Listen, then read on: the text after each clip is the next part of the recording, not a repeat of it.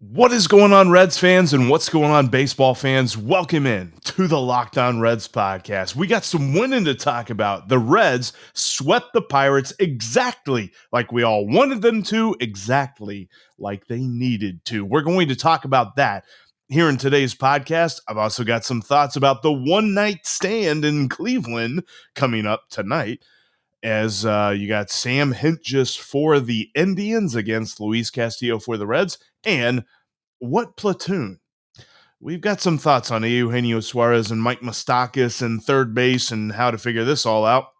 That's all coming up on today's Locked On Reds podcast. Before we get going into all of that, though, let's hit that graphic.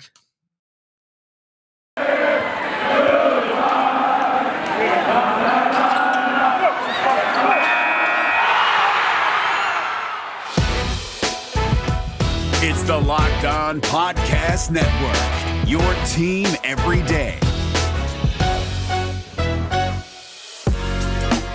You are Locked On Reds, your daily Cincinnati Reds podcast, part of the Locked On Podcast Network, your team every day. What's going on, everybody? Thank you so much for finding the Locked On Reds podcast here today. Before we really get into everything, I want to apologize in advance. I'm a little bit under the weather. I can't breathe out of my nose. I might have some weird sounding stuff. If you binge watch or binge listen to the podcast later on this week, hopefully this episode will sound completely different from the rest of them, because hopefully I'll be over this tomorrow. But yeah, right now, a little bit weird. At some point, who knows? Not sure. Let's talk about this Red sweep, though, because that is exactly what the doctor ordered. A 4-game sweep, and really the only tightly contested game was on Sunday. Yeah, Thursday looked a little bit hairy. Sonny Gray giving up 4 runs there, but for the most part, the Reds dominated the Pirates at every phase of this entire series. It was phenomenal to watch because you saw not only great hitting, which obviously they scored a ton of runs, so that was great, but you also saw great pitching too. Starting pitching for this series was phenomenal when you look at the fact that they tossed 25 innings, allowed 24 hits, had 28 strikeouts with just 5 walks and 7 earned runs allowed. And like I mentioned, 4 of those were Sonny Gray. In fact, it's a nice little 5-game streak, of which, if you include the win against the Twins, 5 games in a row in which Red starters have gotten the win. If you're into that sort of thing, it's just kind of a funny little stat to look at. But I'm going to tell you what, Jesse Winker is not going to be able to contain his excitement for the next time that he has to face the Pirates, because he was absolutely insane, just going off in all sorts of ways. He had 7 hits on the 4-game set. 5 of them were for extra bases, 2 homers and 3 doubles. He was just killing them. And it was between him and the fact that the Reds got Nick Castellanos and Mike Moustakas back, everything just energized. Jonathan India had a nice weekend. Another homer from Joey Votto. I mean, hey, got the t-shirt on today. But I just loved everything that the Reds did. Plus, you look into the problematic side that the Reds have had all year in the bullpen. For the 4-game set, 11 innings, 2 earned runs. That's it. I mean, they gave us some hits and some walks, whatever. And they had strikeouts too. But that's what you look for. You don't want your bullpen guys to come in and give up runs, and they didn't. In fact, I look at the 2 guys who we've kind of said right now are the 2 best pitchers in the Reds bullpen. Now, Lucas Sims is back. It's good to see that. But the law firm of Michael and Michael have been phenomenal. Ever since Michael Givens came over to the Reds, and since Michael Lorenzen has been off the injured list, they've combined for 12 2/3 innings, no earned runs, 11 strikeouts, 5 walks, and 5 hits. 10 base runners, 11 strikeouts in 12 2/3 innings for the Michaels. That's fantastic. That's the way those are the numbers that you want to see. But the Reds did exactly what we needed them to do, because what were we saying coming into this season or the series? The baseline was 3 out of 4. When you look at the fact that they swept those 4 games, they were able to kind of, actually, if you really think about it, technically it was a comeback win on Sunday because they went down 1-0. And then they scored 3 runs in the bottom half of the same inning that they went down 1-0, and the bullpen held on. That was a great performance. By the way, too, we got to shout that out because I've been critical of Tyler Mahle and his ability to be effective with his pitches. He was effective on Sunday. It was fantastic to see. 7 innings is exactly what I want to see from Tyler Mahle. That should be the expectation for him. He is phenomenally talented, and you saw what he brought to the table. 10 strikeouts in a 7-inning game. He did allow 2 earned runs, but 2 runs in 7 innings, this lineup is going to be able to feast if he can do that every time out. I loved the performance that he gave on Sunday. That was what I've been looking for from him all year long. Tyler, more of that, please, because that was phenomenal. Now, we've got one game against the Indians, a one-night stand as they go up in Cleveland. Hit the desk. I'm not mad, I promise. But they're going up into Cleveland for this one-night stand, a makeup from a rainout on May 9th. We're going to talk about that here in just a minute. Before we talk about that, though, I wanted to let you know that when it comes to daily fantasy sports and things like that, did you know that 85% of people who play daily fantasy sports lose? Boy, those odds suck. I mean, but is it really that surprising? The game is rigged against you. You're playing against thousands of other lineups, not to mention experts who have more tools and more time. You don't stand a chance. But now you do. Introducing Stat Hero. It's the first ever daily fantasy sportsbook that puts the player in control and winning within reach. Here's how it works. Stat Hero shows you their lineups and dares you to beat them. It's you versus the house in a head-to-head fantasy matchup. You name the stakes. Winner take all. You have the advantages. Stat Hero is showing you their lineups ahead of time so that you can figure out how to beat them. No one else does that. I mean, I've played plenty of daily fantasy sports, and like they said, 85% of people lose. That is so true because you might pick a couple of really good players who just go off, but you're up against thousands of other people who may or may not actually have picked the exact right perfect lineup. Stat Hero is way better than that because it's just you versus the house, one-on-one. You don't have to worry about Joe Schmo who might pick every single home run for the game or for that day. It's a lot better than this. You are in total control. Stat Hero is DFS the way it was meant to be, one-on-one. Go to stathero.com/locked on and sign up for free. And right now you can get 3 times back on your first play. 300%. They're giving you 300%. That's unheard of. Go to stathero.com/locked on. That is stathero.com/locked on. All right. One night in Cleveland as the Reds wrap up their season series against their bitter rivals from the north side of Ohio. I mean, I guess not really. If you kind of think of professional sports in the state of Ohio, I definitely think the Browns and Bengals are more bitter rivals than the Reds and Indians, but that's just me. But it's the Ohio Cup. Right now, the Reds have the they have the advantage. I hate being under the weather. They have the advantage in the Ohio Cup, 3-2 in this series currently this year. When last we saw the Indians, they were 18-14, and they were a half game out of the AL Central. That was May 8th. Now they're 54-55. They're 10.5 games back from the White Sox. They're 8.5 games out of the second wild card spot.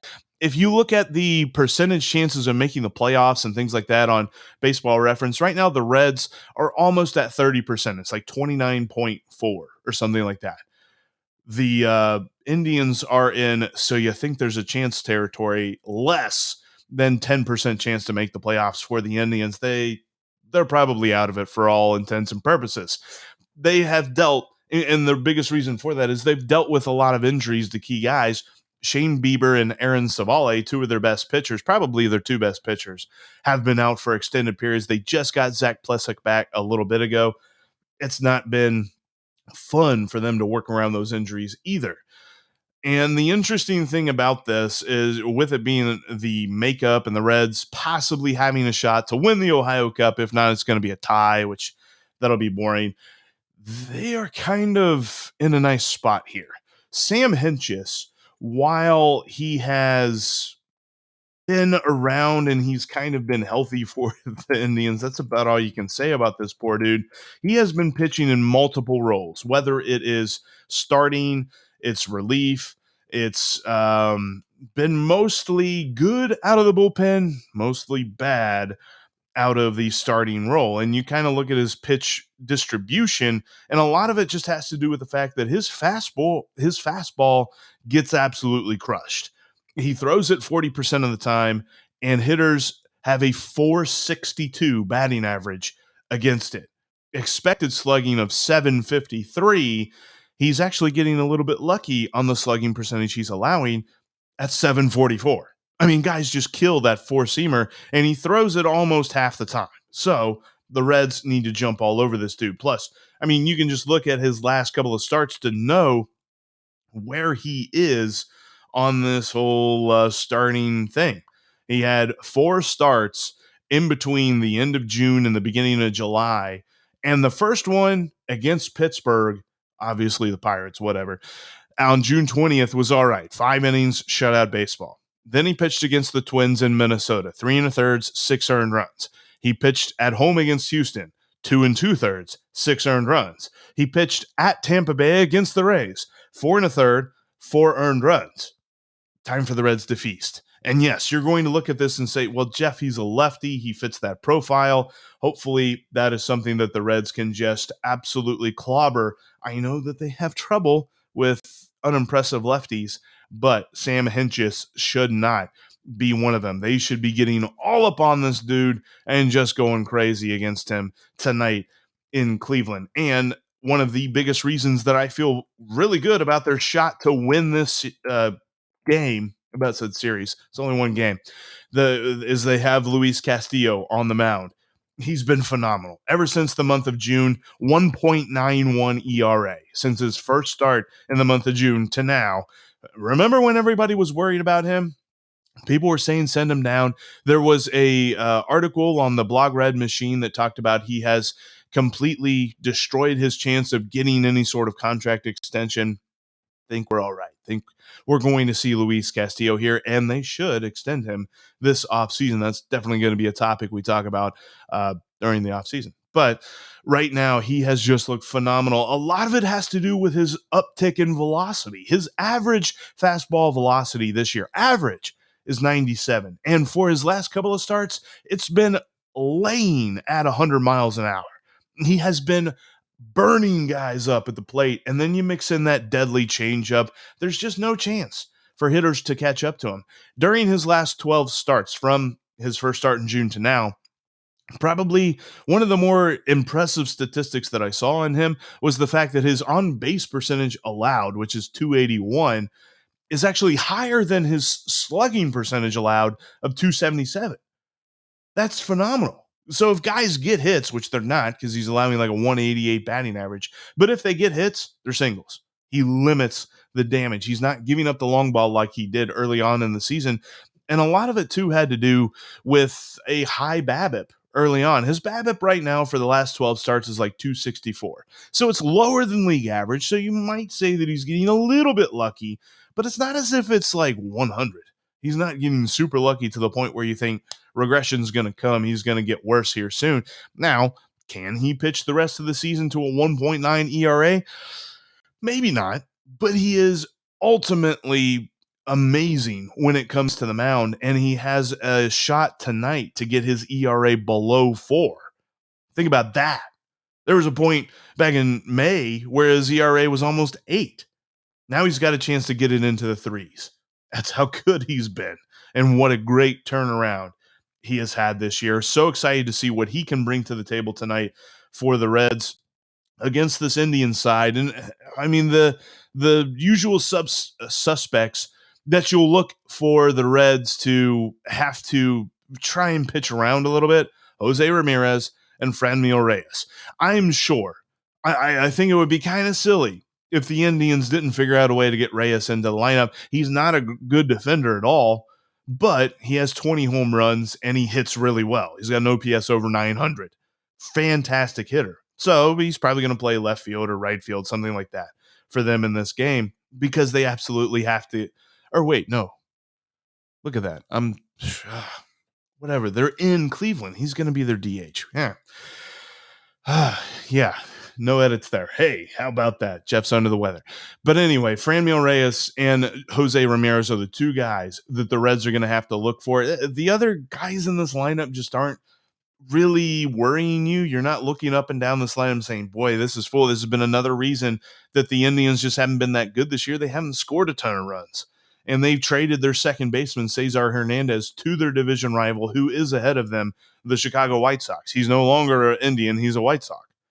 I don't know how Indians fans felt about that. I don't really talk to a ton of them on a daily basis, but I can't imagine that went over super well on the trade deadline, trading a starting second baseman to your rival. That seems odd. But here we are, the Reds and Indians, one night stand here on Monday to see who officially wins the Ohio Cup or if it's a tie. Really, that's going to be a bummer if it ends in a tie, but whatever. Hopefully the Reds get a win tonight. They are heavily favored. If you look at them at betonline.ag, they are the favor in the money line. They're actually favored to win by 1.5 runs or more. Vegas thinks that this is going to be a blowout. Hopefully they're right. All right, coming up, we are going to talk about a thing that really I was thinking a lot about on Sunday as we watched him man third base, and that is the idea of how a Eugenio Suarez fits into this lineup now. We're going to get into that in just a minute. Before we get into that, though, I want you to get into a Built Bar.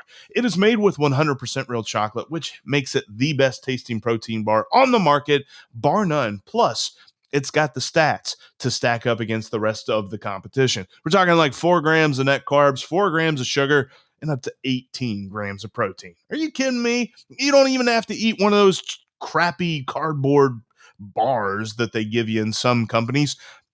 Built Bar is amazing. 100% real chocolate and great flavors too. My favorite, cherry barcia. You've also got peanut butter brownie, double chocolate, raspberry, orange. Lots of great limited flavors that they kind of rotate in and out as well. Check them out today at BuiltBar.com and find your favorite flavor with a mix box by using the promo code LOCKED15 to save 15% off your next order. Or if you know what your favorite flavor is, you can still use the promo code LOCKED15 to save 15% off that order as well. Go to BuiltBar.com and use the promo code LOCKED15 to save 15% off your next order.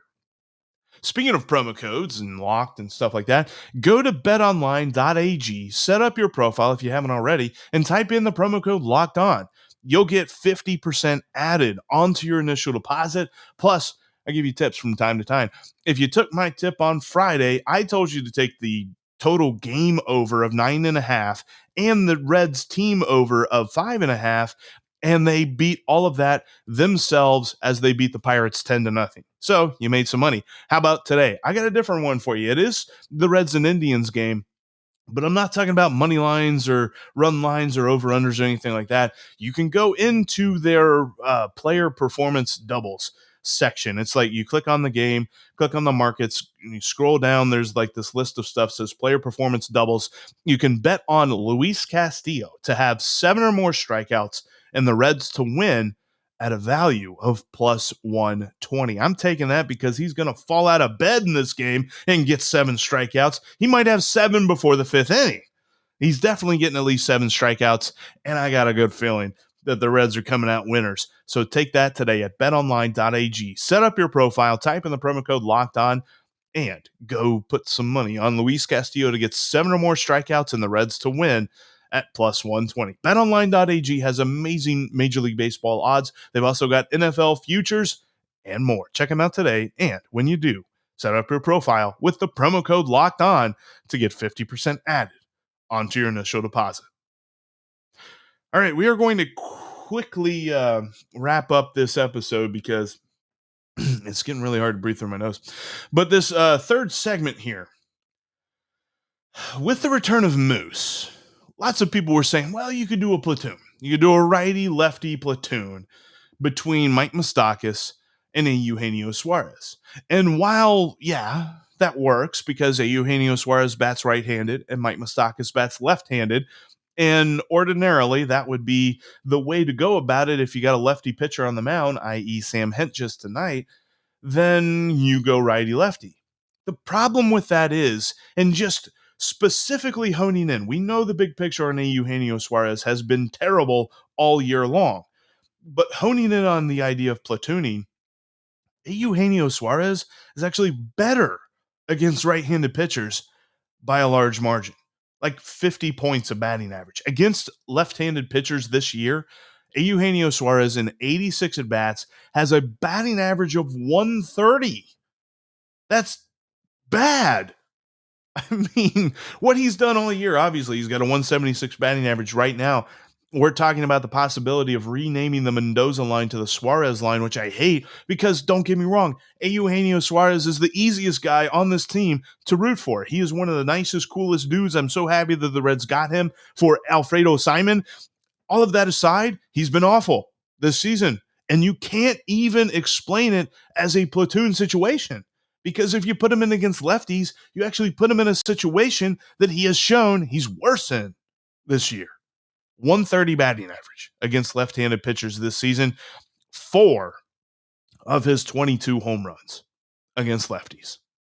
It's weirdly backwards, but you're not going to be able to sell me on the idea that Suarez and Moose need a platoon, because then you're putting the Reds lineup again in a hole if you're using Suarez over Moose. Moose's stats against lefties have never been that great in his career, obviously lefty on lefty, but it's not much worse than that. In fact, I think it's a little bit better. I think that Mike Moustakas should be your everyday third baseman, and you find at bats for Suarez here and there as a super pinch hitter. I know it's weird saying most people are going to sit here and say, but Jeff, he's got 22 home runs. How on earth are you sitting a guy who has 22 home runs? Easy. Look at everything else. Everything else. He has an OPS plus of 60, which means the big picture of all of his batting stats compiled into one number.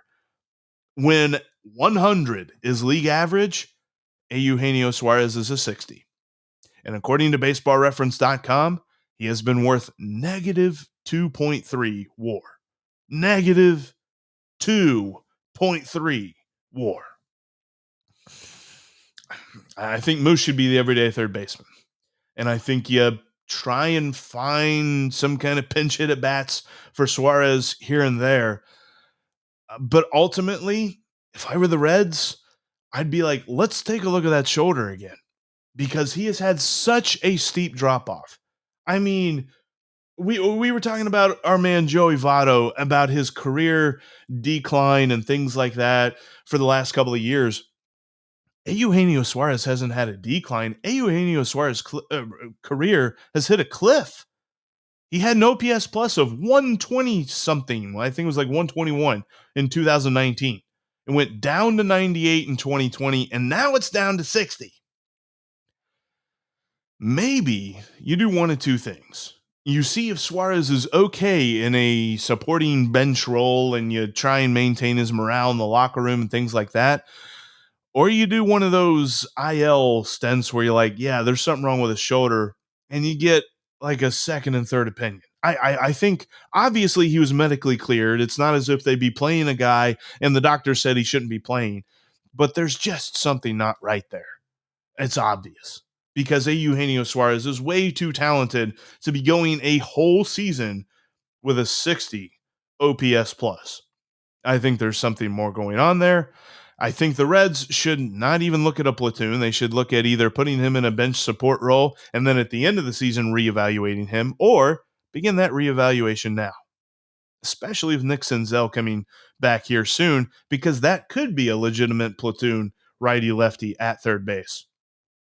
Just saying. Anyway, that's my thoughts on the matter. Thank you so much for watching and listening right here to the Locked On Reds podcast. If you do not already subscribe, make sure you hit that subscribe button. I promise, usually I'm not under the weather and I sound a lot better. I feel like I've sounded like crud the whole entire time. I thank you so much for listening, though. Hopefully the Reds get a win here in Cleveland tonight. It'll be their 6th in a row if they do. I mean, the Reds are 2 blowups by Heath Hembry and a third general bullpen blow up away from having 13 straight wins. Let that sink in for a minute. The Reds are on fire, man. We're talking about the red hot Reds. They're going to Cleveland tonight, and then we've got Atlanta for 3 starting tomorrow. We'll talk about that, and we'll recap tonight's game on tomorrow's Locked On Reds podcast. Make sure you're subscribed, you're following. Follow me on Twitter at Jeff Carr with 3 Fs, and follow the show at Locked On Reds. But that'll do it for us here today. Now, go check out the Locked On Bets podcast. Make a couple more bucks on your betonline.ag account today with the Locked On Bets podcast, wherever you get your podcast. But as for me, I'll see you guys tomorrow.